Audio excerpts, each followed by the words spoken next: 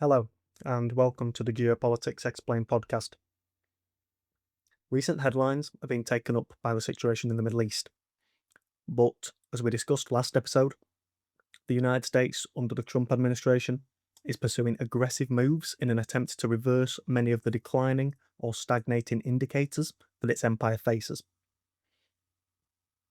Naturally, this pits the United States against China in a long-term geopolitical tussle across a wide range of domains of modern-day warfare.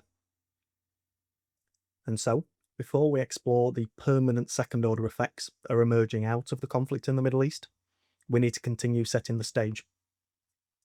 Today, we'll ask the question of where the United States and China are engaged in friendly geopolitical competition, and in which realms of modern day warfare this competition escalates into conflict. To begin, we're going to start by discussing infrastructure war.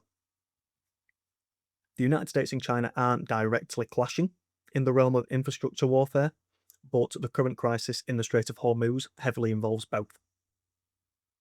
40% of China's crude imports come from the Persian Gulf, as well as 30% of China's natural gas imports, which come from Qatar.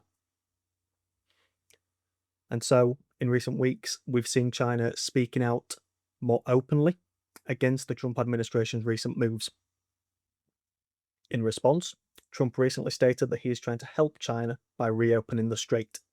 This is despite the US blockade on Iranian ships. Outside of the situation in the Strait of Hormuz, infrastructure is still massively relevant to the two superpowers. Both rely on undersea cables, satellites, and global energy routes, and these can very easily be disrupted. As a result, we're seeing China pursue the Digital Silk Road and the Belt and Road Initiative, because attempting to diversify here provides it with options. In response, the United States is seeking to build regional resilience through its aggressive moves. Some recent high-profile events in the realm of infrastructure warfare have been the destruction of Nord Stream 2 and the destruction of the Novakakova Dam in the Russia-Ukraine war. So when it comes to infrastructure war between the United States and China, this is a potential battlefield, but it's not one that pits the two global superpowers directly against each other as of yet. Moving on now to geography. Geography is vital for all geopolitical actors. For the United States, they benefit from being isolated from anybody else by the Pacific and the Atlantic, apart from the other nations in North and South America. China, on the other hand, seeks to pressure regional geopolitical rivals through island building and maritime claims in the South China Sea. This, of course, includes one of the most talked about flashpoints, which is Taiwan.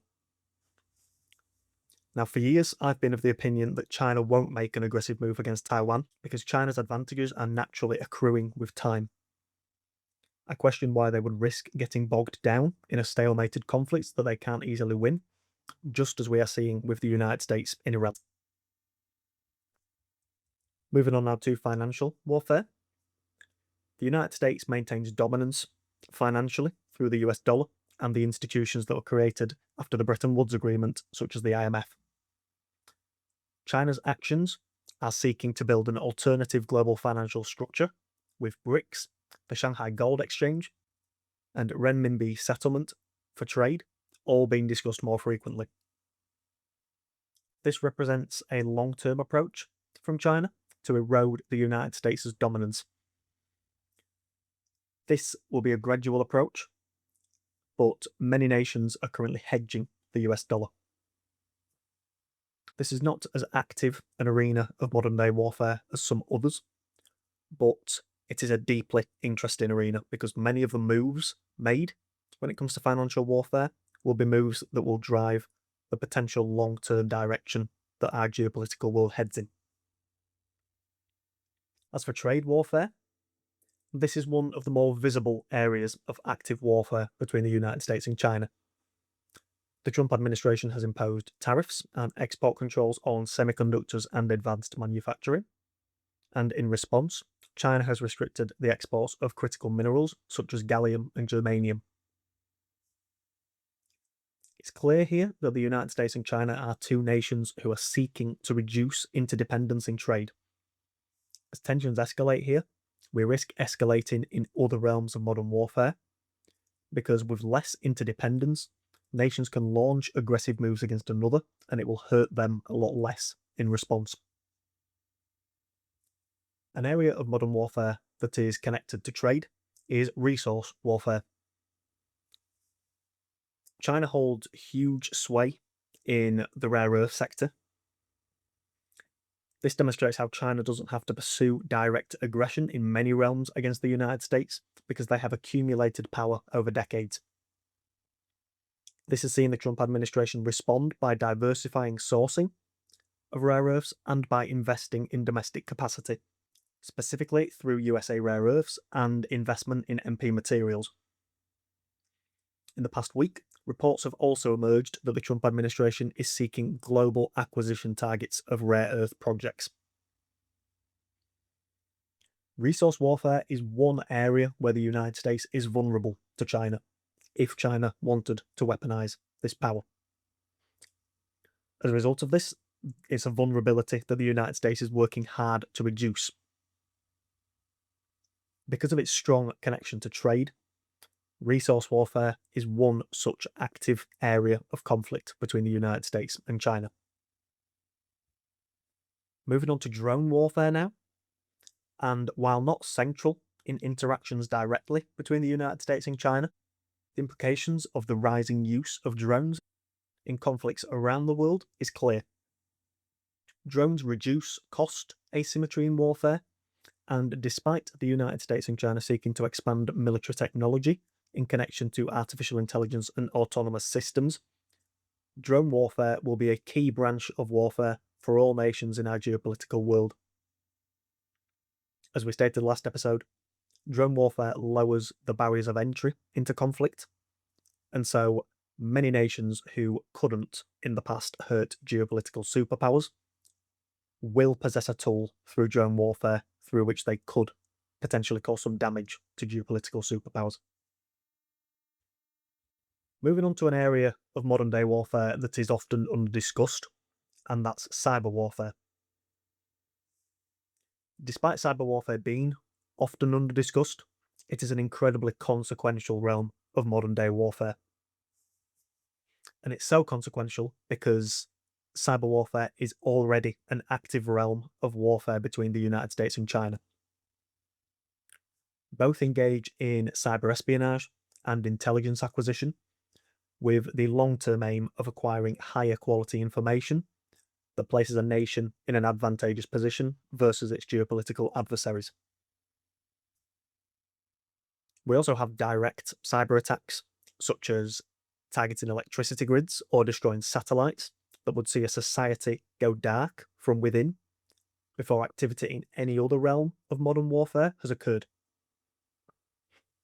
A book by Jonathan E. Hillman called The Digital Silk Road highlights how these cyber approaches from China are often shielded behind hidden intentions. In connection with cyber warfare, we also have space warfare. Satellites in our world today are valuable for navigation, communication, and surveillance. China, in recent years, has developed anti-satellite capabilities, and the Russians have developed strategies such as the creation of debris fields and the grabbing of satellites to throw them out of orbit. Currently, Russia has only implemented these strategies of grabbing satellites to their own, but could such strategies be pursued in aggression against a geopolitical adversary in an environment of war? The United States has also been active in space, pursuing new legislation in connection with space as a developing realm of geopolitical competition. We've recently seen the Artemis 2 mission, which saw the crew travel the furthest any humans have ever travelled from Earth, and this will be followed up by the Artemis 3 and the Artemis 4 mission, with the Artemis 4 mission being the one that will see humans return to the moon. Other nations are pursuing moon landings in upcoming years, including China. Another element of space warfare that is vital is in connection to resources. The far side of the moon is expected to be rich in helium-3, which is highly sought after in connection with nuclear fusion. Fusion would mean virtually unlimited energy, and so helium-3 will grow into a vitally sought after resource. But it's not just in connection to nuclear fusion that helium is so important. Helium is also vital for semiconductors, MRI scanners, nuclear reactors, and fibre optic cable production. Currently, with the restrictions in the Strait of Hormuz, we are seeing helium trade impacted because Qatar is the second largest helium producer in the world, and it is responsible for between 25 and 30% of global supply. As nations attempt to establish more of a presence in space, fighting over space resources could become another area of conflict between geopolitical adversaries. We're almost at the end of the list now, but another area of conflict between nations is information warfare. As I alluded to in the section on cyber warfare, and also in my series on game theory and geopolitics, nations will seek high quality information about other nations because it allows them to be better prepared for geopolitical interactions. At the same time, nations will attempt to shield their own intentions from other geopolitical actors, be it through misleading, misinformation, or disinformation. This is an area of active conflict between the United States and China because it is a constant battle in geopolitics to determine the truth and to control the narrative. The final area of modern warfare that we will discuss today is proxy war. Proxy war is one reason why many analysts believe that the United States and China are embroiled in conflict. This mirrors the Cold War dynamics where major powers were involved in the Korean War and the Vietnam War, but they never fought directly. Today, this is happening in Africa, for example, with China pursuing debt diplomacy and the United States recently pursuing rare earth elements. This sees both the United States and China active in the Democratic Republic of the Congo, for example. In Asia, we also see both nations battle for influence, with the United States seeking to undermine China in its own region. On the flip side of this, as a part of the Donroe Doctrine, the Trump administration has recently been trying to remove Chinese influence from North and South America. This was seen in the Venezuela operation. It's currently being seen in the operation involving Iran and the conflict in the Middle East, and could also be seen in Cuba if the United States chooses to escalate here. In a lesser known recent event, Trump has also pushed to force Chinese companies out of the Panama Canal, which was a pursuit that was successful. The worrying thing about proxy warfare is that it can take the form of any of the methods of warfare that we've discussed prior to this. So, we've seen that the United States and China are active in many of these realms of modern warfare,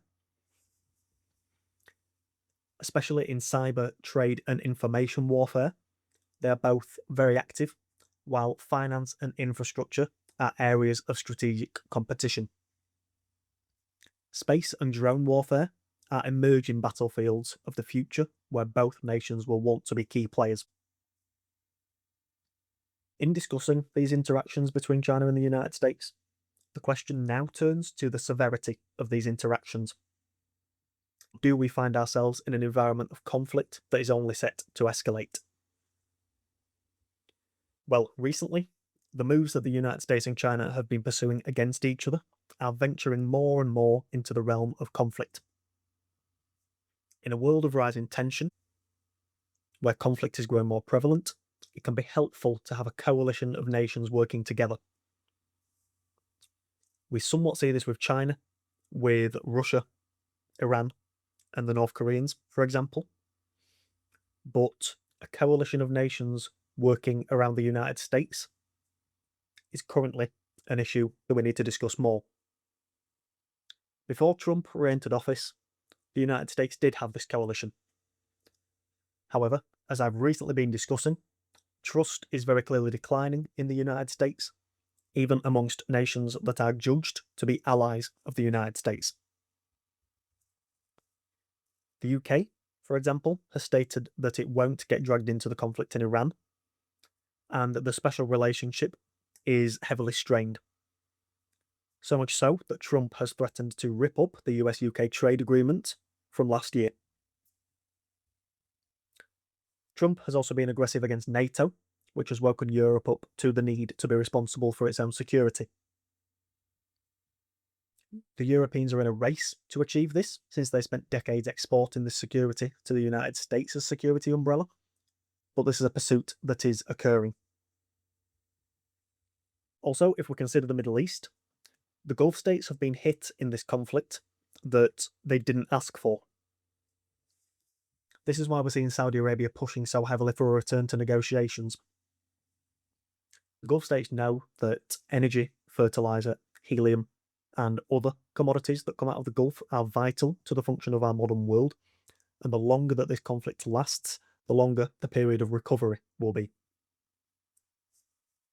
The United States' aggressive moves in Venezuela, Cuba, and Iran have also received widespread criticism, and nations are seeking to distance from the volatility that currently exudes from the Trump administration. These interactions across these realms of modern warfare are shaping up to be a geopolitical tussle that will last for decades. Currently, the Trump administration is overseeing declining relations with allies that could help in these geopolitical interactions. So the question as we move forward is, will this declining trust be a specific issue for the Trump administration, or is this decline in trust permanent for the United States? If it is a permanent issue for the United States, are these indicators of decline that the United States possesses only set to worsen? Today, we've been focusing on the longer-term trends in modern conflict, but the moves made by the United States in recent months will lead to permanent shifts in our geopolitical world. Next episode, on Friday, we're going to begin to discuss these shifts. That's all for today. If you enjoyed this episode, please consider leaving a review on the podcast platform of your choice. It really helps out the podcast. I've been Dylan, and I'll talk to you next time.